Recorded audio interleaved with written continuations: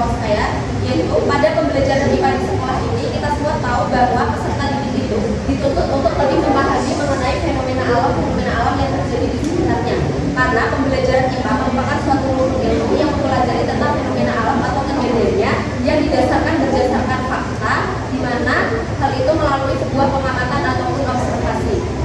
Nah, dengan pembelajaran IPA tersebut maka diperlukan adanya kemampuan 4C, yang dimana salah satunya adalah kemampuan untuk berpikir kritis. Sehingga berpikir kritis itu merupakan suatu keterampilan ABAD 21 yang dimana wajib dikuasai oleh peserta didik dalam pembelajaran IPA. Namun pada kenyataannya hasil PISA tahun 2023 menyatakan bahwa hasil pengetahuan sains pada peserta didik di Indonesia itu masih tergolong rendah, yang artinya hal ini selaras dengan kemampuan berpikir kritis peserta didik, di mana berpikir kritis peserta didik di Indonesia masih tergolong rendah. Hal ini juga diperkuat dengan penelitian dari Nur Hikmayati tahun 2019 yang menyatakan bahwa kemampuan berpikir kritis pada peserta didik di sekolah menengah pertama itu masih tergolong rendah. Nah, dengan hal tersebut diperlukan adanya peningkatan kemampuan berpikir kritis pada siswa dengan salah satunya yaitu dengan upaya pengembangan mobil belajar dengan memanfaatkan teknologi. Karena pada saat ini merupakan era digitalisasi, maka dengan melakukan pengembangan modul dengan berbasis dengan memanfaatkan teknologi, maka akan lebih membuat siswa untuk memahami konsep secara mendalam.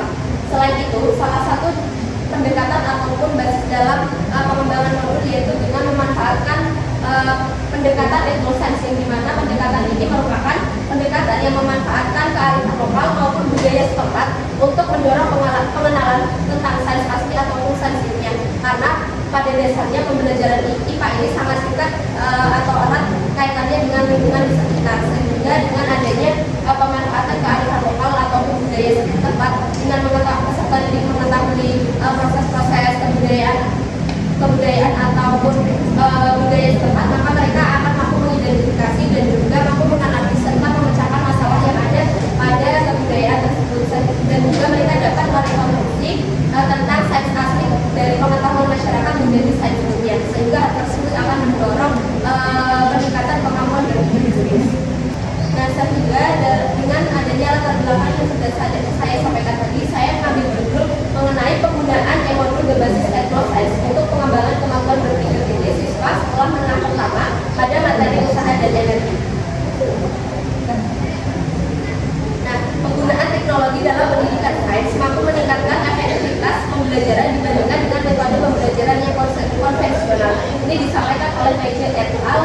Tahun 2016. Nah, pembelajaran sains melalui pemanfaatan teknologi ini memungkinkan siswa untuk lebih memahami atau lebih memahami penerapan konsep IPA, yang dimana konsep IPA ini biasanya bersifat abstrak ataupun tidak dapat dilihat oleh mata secara langsung. Dengan adanya pemanfaatan teknologi, maka akan lebih dapat memvisualisasikan hal-hal yang bersifat abstrak ataupun tidak dapat dilihat secara langsung, di mana hal ini dapat meningkatkan pemahaman IPA pada peserta didik secara lebih mendalam. Salah satunya yaitu pada materi usaha dan energi. Contohnya ketika kita mendorong meja, itu kan terjadi adanya perubahan gaya ataupun perubahan energi. Nah, tetapi secara kasat mata kita tidak dapat melihat adanya perubahan energi tersebut. Dengan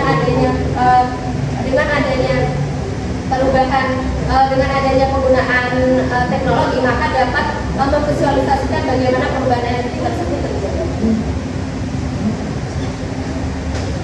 Nah, kemudian ada kemampuan berpikir kritis dalam pembelajaran IPA di sekolah. Seperti yang kita tahu bahwa pembelajaran IPA itu menggunakan berbagai prinsip sains yang berkaitan dengan berbagai fenomena. Karena pada pendidikan IPA ini kan tentunya mengacu fenomena-fenomena yang ada di alam ya. Nah, peserta didik itu diharapkan mampu mengembangkan kemampuan berpikir kritisnya dalam menganalisis suatu masalah secara mendalam.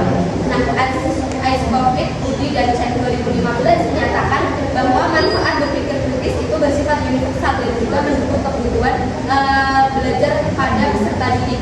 Adapun indikator dalam kemampuan berpikir kritis yaitu meliputi melakukan klasifikasi dasar, yang dimana ini meliputi berfokus pada pernyataan, menganalisis argumen, dan juga merespon pertanyaan yang memerlukan penjelasan maupun tantangan. Kemudian kemampuan memberikan dasar untuk suatu keputusan, di mana hal ini meliputi bisa mengevaluasi keadaan sumber informasi, serta melakukan observasi dan juga mengevaluasi laporan hasil observasi yang telah dilakukan. Kemudian yang selanjutnya adalah kemampuan untuk menyimpulkan, di mana peserta didik ini mampu membuat deduksi dan juga mengevaluasi hasil deduksi yang telah dilakukan, serta merancang kesimpulan dan juga membuat penilaian berdasarkan hal yang sudah dilakukan. Kemudian melakukan klasifikasi lebih lanjut, di mana meliputi peserta didik mampu mendefinisikan dan juga menilai definisi serta mengidentifikasi asumsi, dan yang terakhir mampu melakukan dugaan dan juga keterpaduan, di mana peserta didik ini dituntut mampu menduga dan juga mengadukan hal-hal yang sudah dilakukan. Namun pada kenyataannya peserta didik ini masih menganggap bahwa pembelajaran IPA itu sangat sulit atau menjadi tantangan karena berkaitan dengan rumus-rumus, misalnya rumus pada fisika, pada materi usaha dan energi seperti itu. Nah, dengan upaya peningkatan kemampuan berpikir kritis, maka akan mengubah cara pandang siswa bahwa pembelajaran IPA itu bersifat menantang, tapi hal itu nanti malah akan membuat siswa menjadi lebih tertarik akan tantangan tersebut. Nah, kemudian dalam upaya peningkatan kemampuan berpikir kritis itu salah satunya dapat dilakukan dengan pengembangan e-modul, yang dimana e-modul itu merupakan bentuk implementasi keterampilan pada anak 21 dalam proses pembelajaran, yaitu sebagai perangkat pembelajaran yang menggunakan teknologi sebagai pendukungnya. Dalam penggunaan e-modul tentunya kita harus menguasai penggunaan alat-alat elektronik, karena dengan menguasai penggunaan alat elektronik ini, maka pengaksesan dalam e-modul ini akan menjadi lebih lancar. Kemudian kelebihan e-modul dibandingkan dengan modul biasa itu mampu menampilkan gambar, animasi, video, audio maupun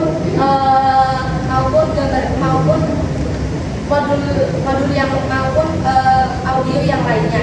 Misalnya seperti pada materi usaha dan energi, maka hal tersebut bisa kita animasikan dan juga divisualisasikan. Hal tersebut bisa membuat pemahaman peserta didik menjadi lebih mendalam, sehingga hal itu dapat digunakan untuk mencapai tujuan pendidikan menjadi lebih maksimal.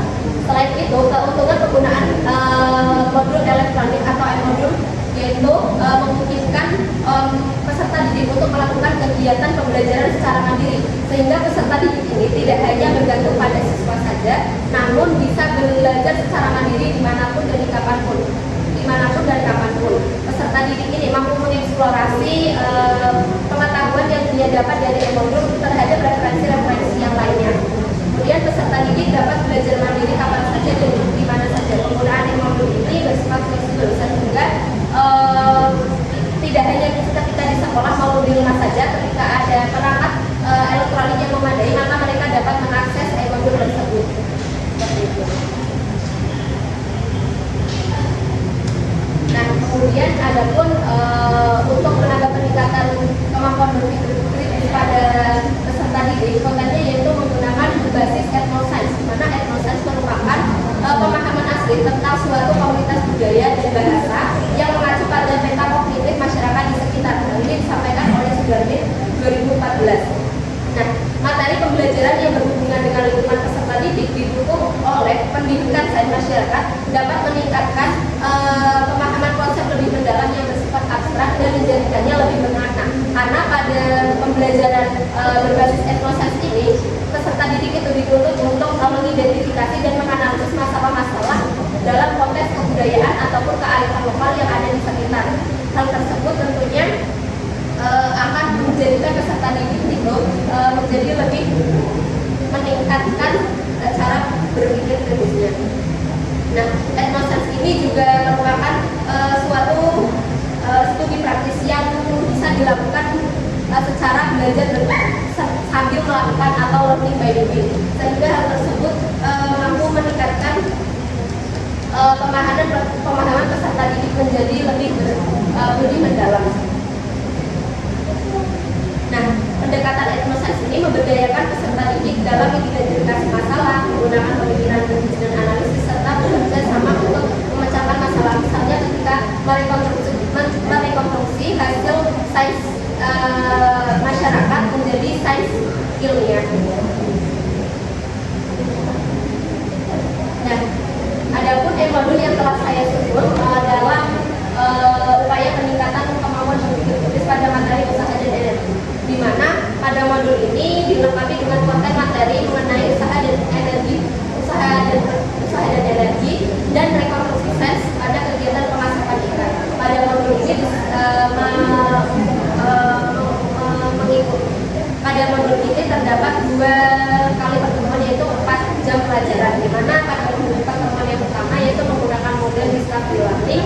Di kegiatan tersebut akan disediakan video, di mana video tersebut nanti siswa akan disuruh untuk mengidentifikasi dan juga menganalisis sains pengetahuan masyarakat menjadi sains ilmiah atau rekonstruksinya. Nah, dengan adanya rekonstruksi tersebut, maka hal tersebut akan memicu atau mendorong pemikiran yang berpikir kritis pada peserta didik. Nah, pada pertemuan yang kedua yaitu menggunakan project based learning, di mana kegiatan tersebut nantinya peserta didik dituntut untuk merancang rencana-rencana kegiatan pengasapan ikan, di mana hal tersebut tentunya membutuhkan indikator-indikator berpikir kritis yang tadi sudah saya sebutkan tadi dalam kegiatan merancang kegiatan pengasapan ikan tersebut. Kemudian untuk kegiatan pengasapan ikan itu dilakukan ketika di rumah, jadi di luar jam pembelajaran. Nah, untuk pertemuan selanjutnya peserta didik itu akan mempresentasikan hasil pengasapan ikan dan juga mengevaluasi bagaimana proses pengasapan ikan tersebut apakah berhasil atau tidak, serta mereka akan menjelaskan bagaimana proses rekonstruksi sains pengetahuan masyarakat menjadi sains ilmiah dari apa yang telah mereka lakukan, sehingga hal tersebut tentunya perlu adanya kemampuan untuk menganalisis, mengidentifikasi dan juga memecahkan masalah terkait pengasapan ikan. Nah, dengan hal tersebut kemampuan dalam berpikir kritis dapat bermanfaat bagi peserta didik dalam melatih pemecahan masalah yang akan dihadapinya dalam kehidupan. Untuk modul ajar yang sudah saya sebut dapat diakses pada scan barcode tersebut. Nah, kesimpulannya, setelah penyusunan modul tersebut melalui pendekatan etnologi, peserta didik dapat memahami konsep IPA yang bersifat abstrak berdasarkan sains asli masyarakat melalui visualisasi yang konkret dengan pemanfaatan teknologi. Selain itu, modul yang berbasis etnosains tersebut mampu mendorong peserta didik untuk belajar secara mandiri. Peserta didik dapat dihadapkan dengan penelitian secara mandiri mengenai permasalahan dalam konteks kebudayaan sekitar. Maka peserta didik itu dapat mengembangkan kemampuannya dalam berpikir kritis.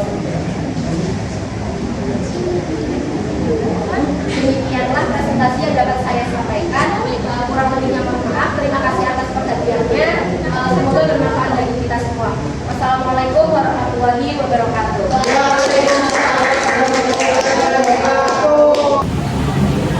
Oke, baik, karena presentasi dari ketiga presenter sudah selesai, maka kami akan membuka 3 penanya untuk 3 presenter. Bagi yang ingin bertanya, silakan bisa mengangkat tangan dan juga menyampaikan pertanyaannya. Silakan saudari Fetty bisa menyampaikan pertanyaannya. Baik, terima kasih atas kesempatannya. Perkenalkan, nama saya Fetty Nisa Putri. Izin bertanya dengan saudari Alfi. Tadi kan artikelnya mengenai modul berbasis etnosains ya, untuk meningkatkan keterampilan berpikir kritis. Nah, bagaimana sih berpikir kritis itu bisa dikaitkan dengan modul? Dan tadi kan juga sudah dijelaskan mengenai kelebihan dan juga keuntungan mengenai modul itu sendiri. Nah, apa saja sih kekurangan dari modul yang telah saudari Alfi buat? Terima kasih.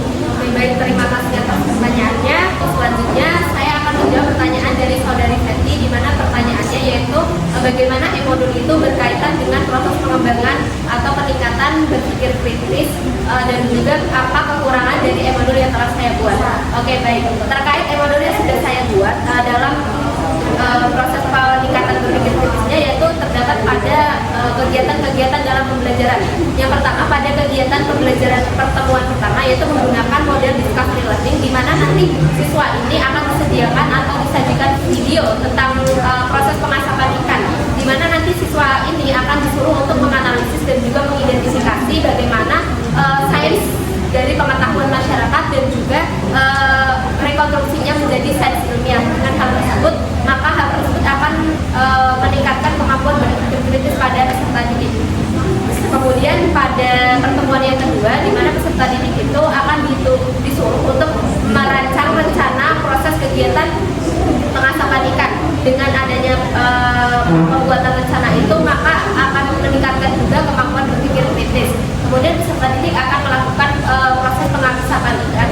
itu secara mandiri ataupun di rumah atau di luar jam pelajaran. Kemudian ketika pembelajaran selanjutnya peserta didik akan mempresentasikan hasil bagaimana proses pengasapan ikan tersebut dan juga apakah benar rekonstruksi yang mereka lakukan pada saat menganalisis video itu sesuai dengan apa yang telah mereka lakukan, serta mereka disuruh untuk mengevaluasi apakah proses pengasapan ikan yang mereka lakukan itu berhasil ataupun tidak. Hal tersebut tentunya akan mendorong siswa untuk lebih berpikir kritis. Nah, untuk selanjutnya apakah kekurangan dari e-modul yang saya buat? Untuk kekurangan e-modul yang saya buat, karena e-modul ini berbasis elektronik, maka tidak semua peserta didik itu mampu mengoperasikan perangkat elektronik yang ada, misalnya PC, laptop, handphone seperti itu. Sehingga dengan adanya kendala tersebut, maka guru harus memberikan bimbingan terlebih dahulu bagaimana cara-cara menggunakan perangkat elektronik. Dengan adanya bimbingan tersebut, maka untuk pengaksesan e-modul pada peserta didik itu akan menjadi lebih lancar. Apakah bisa menjawab pertanyaannya? Bisa. Oke, baik, terima kasih. Mungkin dari ketiga penanya tersebut sudah terjawab ya pertanyaannya. Kami bertiga izin untuk menutup presentasi pada kali ini. Apabila ada kesalahan kata yang kurang berkenan, kami mohon maaf. Wassalamualaikum warahmatullahi wabarakatuh.